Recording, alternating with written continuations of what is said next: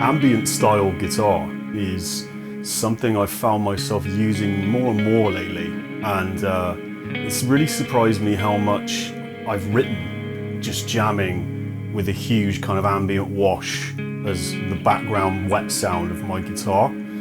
I've even written really heavy passages with this really kind of chilled out atmospheric kind of sound. There's a couple of things I think that playing with a huge 20-30 second reverby delay style sound gives you, and I think that most importantly you get a chance to hear how the next note kind of fits with the note that came before, and you also get an opportunity to really think about what note might come next in a passage, or where a song might go from there. The stuff I like more that I've written is stuff that just comes out of the ether, or comes out of you just sat there with a guitar just not really thinking about what you're doing with a TV on or something like that, and something just falls out of the sky. I feel like ambient guitar is just a great way of sort of getting you there faster, you know. And so I kind of been on this journey for the past sort of 12 to 18 months of trying to create a similar sound inspired by what Devin Townsend uses. You know, Devin Townsend, throughout pretty much his whole career, he's been famous for this really specific, expansive, wide delay sound. And it's a lot more than just sticking a really long, huge reverb on your guitar signal. It's really different.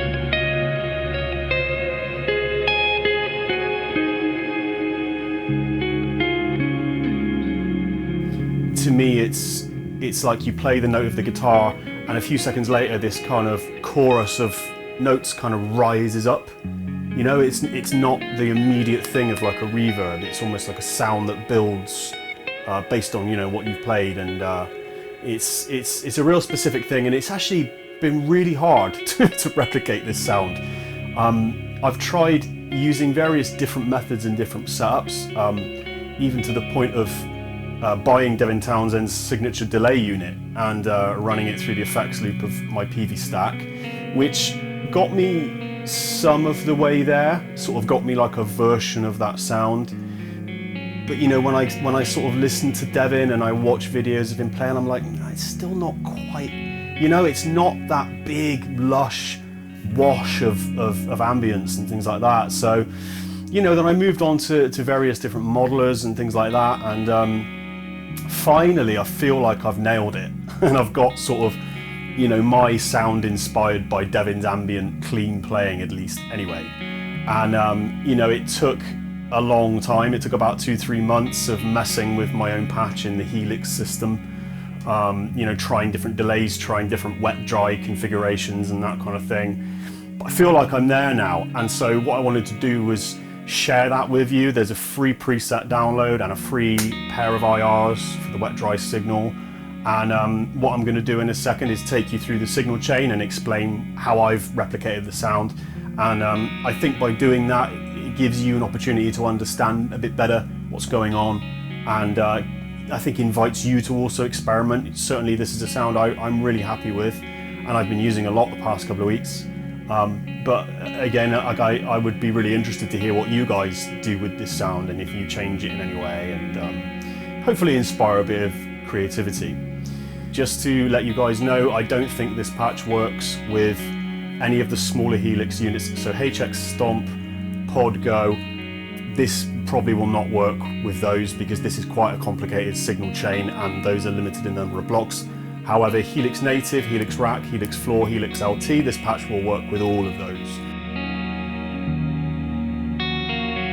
So the fundamentals of the Devin Townsend kind of ambient sound is having a wet signal for all the modulation, like delay, reverb, all the wetness is going on one channel, and then having a dry guitar sound with no effects on it whatsoever. That's what I've found anyway. So let's break down what's going on with the wet signal, and then I'll switch on the dry signal, and I'll also switch on the individual effects so you can kind of see what they're doing as well. So if we go to guitar, first of all, this is the dry on the bottom. This is the wet channel on the top. So I'll switch off the drive for the minute just so you can see what's going on with the wet signal, okay? So there's a tiny bit of compression, a light chorus. Again, that's kind of optional, just for a little bit of flavor. So here is what's happening in terms of giving you that delay. This is where the secret sauce is going on, okay? So you need 2 delays running in parallel, first of all. You need one of them, at least one of them, to be a ping pong delay. You can have the other one as like something fancy, like on here I've got Adriatic swell, but even like a digital standard delay or an analog delay will pretty much give you the same thing. So one of the delays needs to be 300 milliseconds. I've heard Devin use the other one at 500 milliseconds, but I found with my particular patch I have the other one set at 400. But the idea is that having the 2 delays at slightly different intervals gives you this offset sound, and what happens is that effectively it turns into a reverb. So you have delay one side 300 milliseconds, delay the other side 400 milliseconds. So if we see what that sounds like just on its own, so this is just with the 2 delays.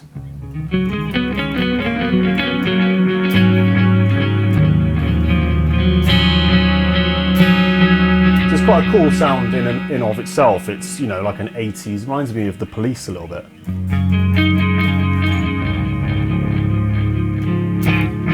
Cool. So those are the 2 delays. Then you can see on the signal chain that I've got the 2 delays going back into one signal into a reverb. So the reverb has to come after the 2 delays in the signal chain. I've heard Devin use a whole reverb, most commonly I think, for running the 2 delays into. On this signal chain I'm using Cave, which I feel like I tried a whole, but I felt like Cave just gave me a little bit more of, you know, the big spacey sound I was looking for. So the idea of running the 2 delays into a reverb back into one signal path is that it removes the transients from the delay and softens it, so you end up with just this big kind of wash, effectively. So if we switch that on, again, I'll play you, this is just the delays. So if we now switch on the reverb,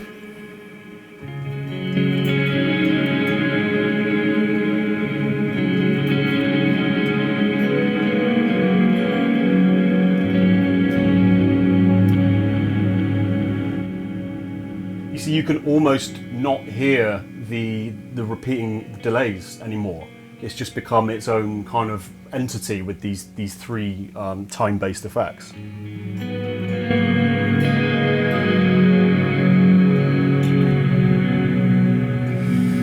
So that's a cool sound in and of itself. You know, like you could even use that with like a volume swell effect, like with a volume pedal, or even with the pots of your guitar.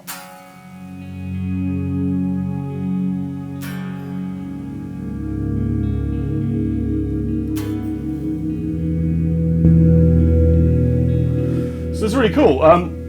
The issue with that sound obviously is that your original guitar dry sound is now swimming in modulation. It's like swimming in delay reverb. So like, you know, if you wanted to play a more kind of complex like arpeggio thing, just kind of gets lost. Do you know what I mean? So the real magic now comes in also taking the same guitar in and having a dry signal path with no effects whatsoever. So if we switch that on, you can see here that like all the amp effects and everything are roughly the same.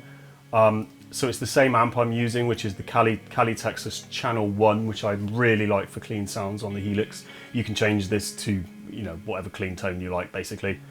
I think they are EQ'd slightly differently, or are they the same? Right, yeah, so the EQ on the wet sound, I've just taken some of the low end out so it doesn't get too boomy and messy. And they're both running into exactly the same impulse response, which I believe is the impulse response of a Mesa cab. So let's have a look at what this is doing now. So again, this is just the wet sound.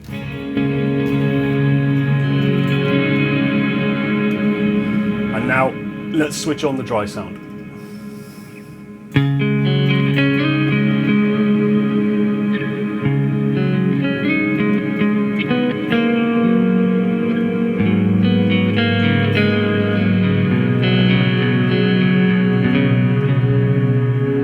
So you notice like the transients and everything of the guitar are back. So you have this really nice kind of mixture of having a guitar signal where you can articulate individual notes and the clarity is still there, you know. But you also get, you know, it kind of, the swell and the wash just rises up.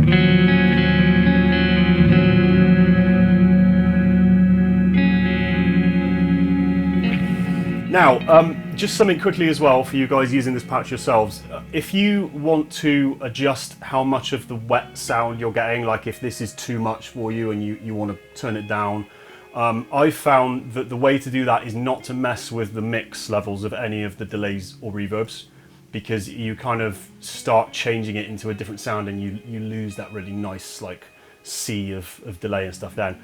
I find that if I want less, I just go to the output level on the wet signal path at the end here, and you just turn the level down. So this is what we've got at the moment. Hang on. So say we want less, it's a bit too much. If we take this down to, I don't think it was on 8, so if we take it down to like 2.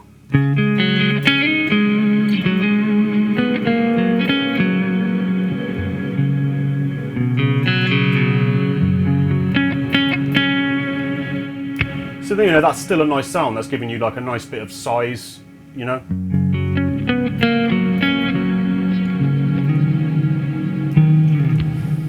So there we have it. That is the signal chain.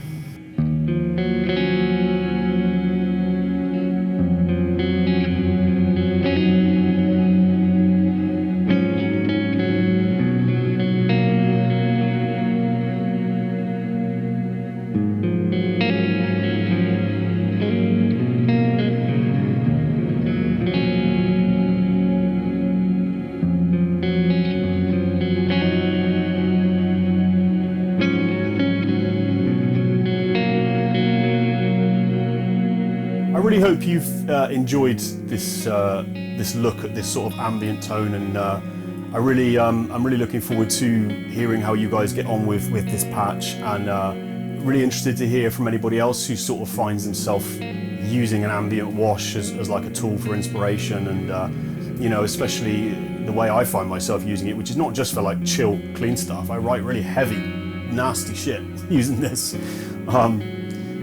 Don't forget to grab the free download. There's a pair of IRs included. I would download the impulse responses first and install them, and then I would install the rig onto your Helix. So enjoy, guys. Let me know how you get on. I'm going to do some more videos on tones and patches and things like that I feel have inspired me, and I'm going to try and include as much free stuff for you as I possibly can to give you as much value as I can, and hopefully inspire you to make some really cool shit. Take care of yourselves, and I'll see you next time.